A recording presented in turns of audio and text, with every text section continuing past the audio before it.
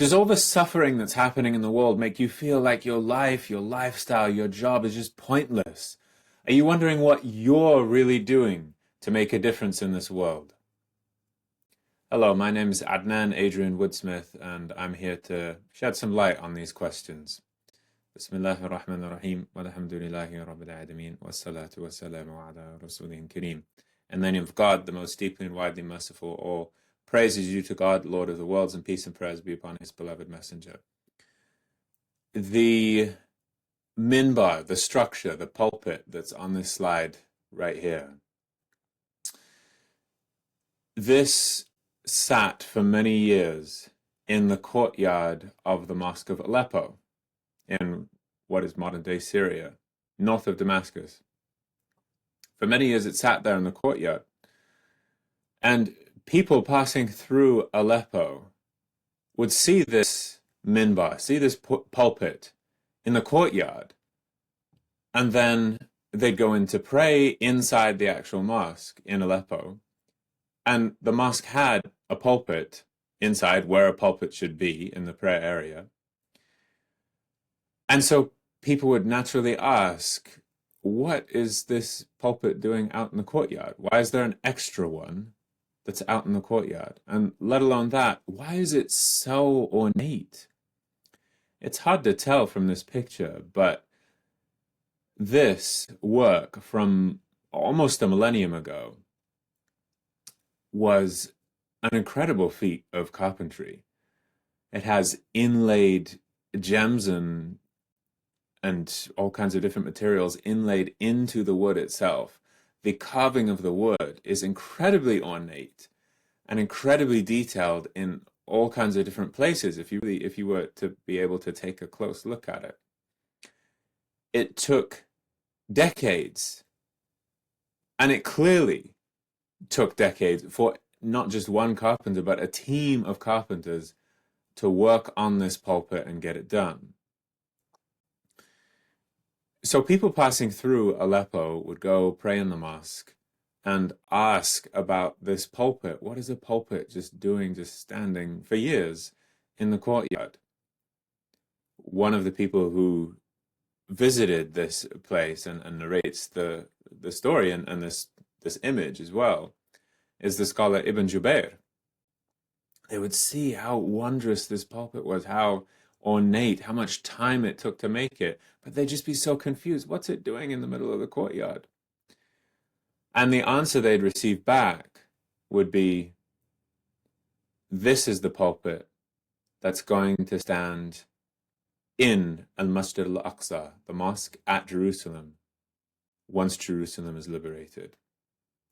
You see, this time was the time of the Crusades, the time when a brutal occupying force came in to what we term the Holy Land often and just massacred all kinds of people. They claimed to be Christians themselves, but they killed indiscriminately. They killed the people of the area, Muslims, Jews, and Christians, their fellow Christians. It's said that when they went in for the first time, the streets of Jerusalem were dripping with blood. Blood was flowing through the streets of Jerusalem. And they were there for about 100 years, occupying Jerusalem as an unjust, occupying, oppressive force. Now, this was happening, and this took the Muslim world by surprise, because here was an invasion that happened and an enemy occupying force in a holy place for the Muslims that they had held on to for several centuries at this point. And so it was constantly on the Muslims' consciousness at that point of Jerusalem is not free. Our people in that area are not free right now, as long as the Crusaders are there. And this was on the mind of the people of Aleppo. And you could imagine that the carpenters who spent their time, spent years and years of their life making this pulpit, that a legitimate question for them, which they must have been asked, was, why are you doing this? Why are you spending years of your life building a pulpit that's going to, as you claim, sit in Jerusalem once it's freed? But if you're interested in the liberation of Jerusalem and the restoration of just rule there, why not just enlist in the local army and go fight and try to free the land? Why are you carving wood and inlaying pearls into that wood when you could just be involved directly and just go fight? Isn't that the one thing that's going to liberate Jerusalem? What are you doing? What are you doing with your life? What are you doing with your life? Seriously.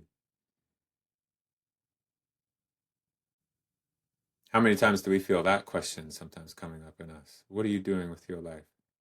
But the thing is, the carpenters understood their sense of sacred mission. They understood what Allah had prepared them for in this world, the experience He'd given them, the opportunities He'd given them, the positions they occupied, and understood how to use that unique life experience and unique sense of mission to bring about justice and harmony in the world. Because there was a boy who grew up in Aleppo. As he grew up, seeing that pulpit in the courtyard of the Mosque of Aleppo, he would pass by it regularly. And he knew what people said about it. This was the pulpit that is going to go in al-Masjid al-Aqsa once Jerusalem is liberated. And he would pass by that. And he eventually would start saying to himself, I am going to be the one to restore that pulpit, to set that pulpit up in al-Masjid al-Aqsa in Jerusalem once I liberate it. That young boy passing by this pulpit day after day was inspired by seeing it and seeing the time and life that had been put, that others had put into this pulpit, inspired himself of how can I make a difference? I can actually be the one now. He's brought up in the royal court of that time and is being trained to be a military leader and a statesman. And so he knows, this is my place. I can be the one to liberate Jerusalem if the opportunity comes and I play my cards right. And so he understood he had the ability to take a specific action, and then was inspired by seeing this mimbar in that place where he grew up. Now this little boy, his name was Salahuddin al-Ayyubi. And after a number of years, he indeed did become the one to liberate Jerusalem. And he was the one who brought this pulpit from Aleppo to sit in al-Masjid al-Aqsa in Jerusalem, where it sat for almost a millennium under just Muslim rule of that area, until a few decades ago when it was unfortunately destroyed in an arson attack. But there has been a restoration and reconstruction of this mimbar at al-Masjid al-Aqsa. The reason I bring this up today is to press the point that staying true to your sacred mission can truly transform the world. Staying true to your sacred mission can truly transform the world. Most of us don't have this. Most of us don't have a sense of sacred mission, and we don't treat it seriously. Most of us fall prey to various different narratives that Satan, puts inside of us. So for one thing, he makes us think, well, you know, this world, especially as believers, for us, he makes us think, well, you know, this world is nothing. It doesn't really, just wait for the next one, and just don't have too much aspiration in this world. Just get through it. Just wait till your time is up, and then you'll be out and be able to enjoy heaven. Now, there is a kernel of truth in that, which is why it resonates with us. But ultimately, this is a satanic narrative, because the example set for us by the prophets and the pious that preceded us is not being lukewarm about our life in this world. Understanding that this life is not the be-all, end-all. We have to look beyond this life. But we have to have a passion to serve deeply in this life. Without that, the hereafter and our potential in the hereafter is lost. If we're just waiting and waiting for the hereafter and waiting, just biding our time till we go out of this world, we're missing out on a profound life of service, which is actually going to prepare us for the hereafter. So yes, the foundation of that life of service is service to our Creator, service to Allah, through what is normally seen as the external acts of worship, ibadat, reading Quran, praying, making remembrance, dhikr, fasting, all these kind of things. But in a saying of the Prophet, peace be upon him, he said, for me to be in the service of a brother of mine in need is more beloved to me than to spend a month of prayer in this mosque of mine, i.e. the Mosque of Medina. So spending a month in prayer, and typically if you study traditional Islamic jurisprudence, fiqh, according to many of the scholars, a condition of i'tikaf, of this act of worship of staying in the mosque, is that you have to be fasting during that time. So it's implied that the Prophet, peace be upon him, staying in the mosque would be praying, reading Quran, and fasting, doing all these acts of worship himself. But he's saying a month of all of that worship does not amount to a few moments of me being with a brother of mine in service of him in his need, or a sister of mine in service of her need. Because the true way to serve Allah in this world, as long as we're covering our bases in terms of the outward worship, as I mentioned, Quran, prayer, fasting, the true path to serving Allah, the true path to serving the Creator is by serving the creation. As another saying of the Prophet, peace be upon him, goes, all of creation are the dependents of Allah, and the most beloved of his creation are those who are the most beneficial to his dependents. Service to God remains theoretical and hypothetical as long as it is not tied to service to others. And the only way we can do that sustainably and passionately and effectively is if we have a sense of mission in this world. We have a sense, just like each prophet received, this is what you're doing in this world, and you stick to this mission and you strive for it and you work for it and you're not lukewarm in it. This gives you life, and you are on this mission until the moment you exit this world, when that mission is done. That's what we need. We need not just a sense of purpose in terms of what is the point of our lives with regards to our Creator, but a sense of mission in terms of what is the point of our lives in service to each other, with reference to each other, with reference to creation. All of us need that sense of sacred mission, and staying true to it can truly transform the world. Now, there are several different ways that Satan's narratives take us off that course. One is by thinking that sacred mission isn't important at all. One is by having us look at the pain and suffering across the world and feel compelled to just do things, just be on the streets and call this person, do that thing, without having an overarching strategy of how my doing is actually going to be effective for the pain and the injustice happening in the world.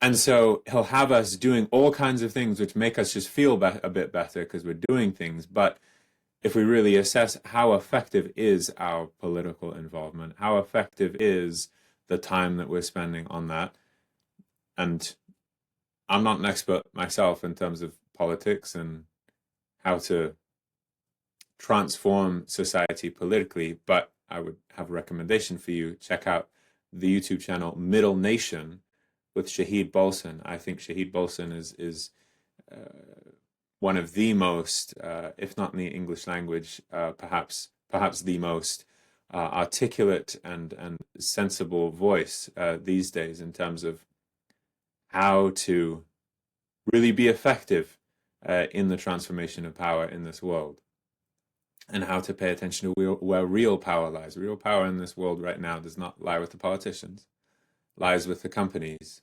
as Shahid Bolson would say, the OCGFC, the owners and controllers of global financialized capital. We have to be attentive to what really works and what really puts pressure on them.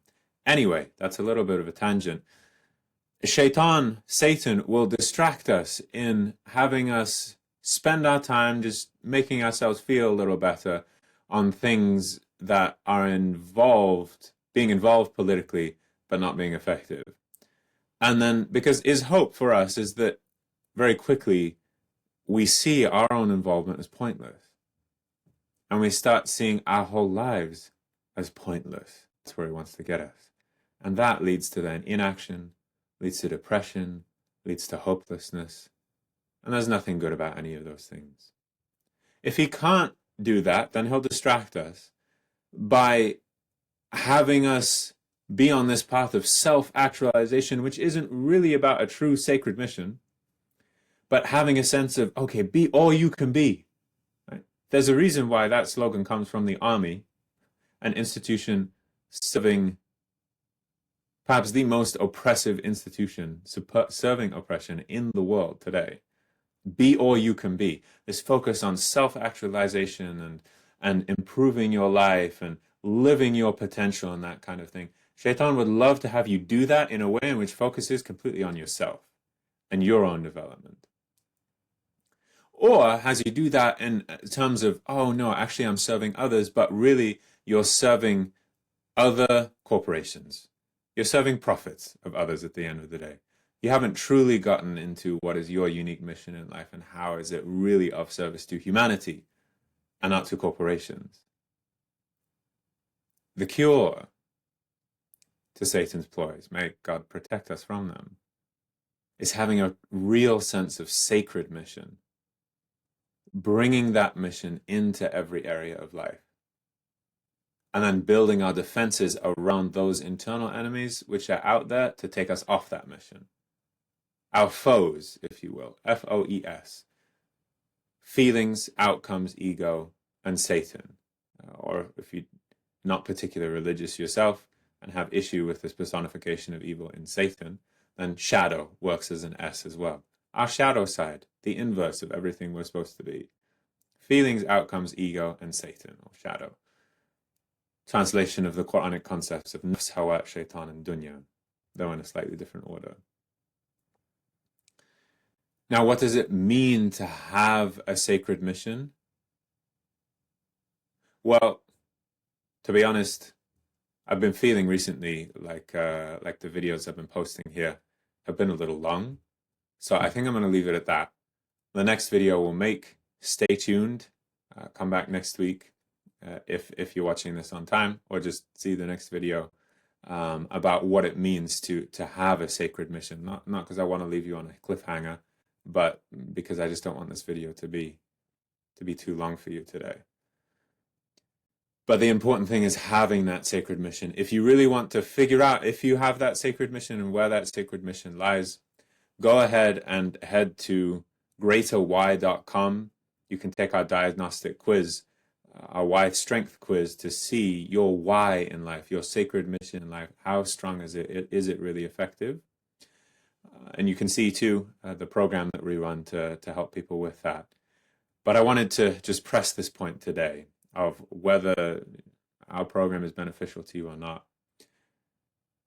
the fact stands that staying true to your sacred mission can truly transform the world. This is what those carpenters understood. They understood they were meant for something, they were built for something, their lives were designed for something, and through tending to their unique life experience that God had given them, they were able to serve and inspire in a profound way that truly transformed the world. By them, through their carpentry work, liberating the people of Jerusalem, the people of Palestine. And so that's your potential today. If you figure out your sacred mission and really develop and hone in on your intentionality around that and align your life around it and protect yourself from your internal enemies who are going to try to take you off of that and use it for their own means, for evil means. If you're truly about that, that is the way in which you can bring about profound change in the world. Your life is not an accident. The things that happen, the possibilities, the pain, the limitations, everything that your life has been up to this point is preparing you for something, for some way in which you can contribute. It's not about leaving all of that and rejecting it and feeling like you need to do something crazy, which at the end of the day isn't going to be effective. It's about tending to your life experience, which you, because of that experience, can be most effective in. That when you tend to that and put it all together in terms of a sacred mission, you can truly transform the world. May God give you that sense of sacred mission. May God give all of us that sense of sacred mission. رَبَّنَا آتِنَا فِي الدُّنْيَا حَسَنَةً وَفِي الْآخِرَةِ حَسَنَةً وَقِنَا عَذَابَ النَّارِ. O our Lord, give us the best in this life, the best in the next life, and save us from the punishment of the fire. وآخر دعوانا أن الحمد لله رب العالمين سبحانك اللهم وبحمدك أشهد أن لا إله إلا أنت أستغفرك وأتوب إليك. Hope that was beneficial. Thanks for joining us today.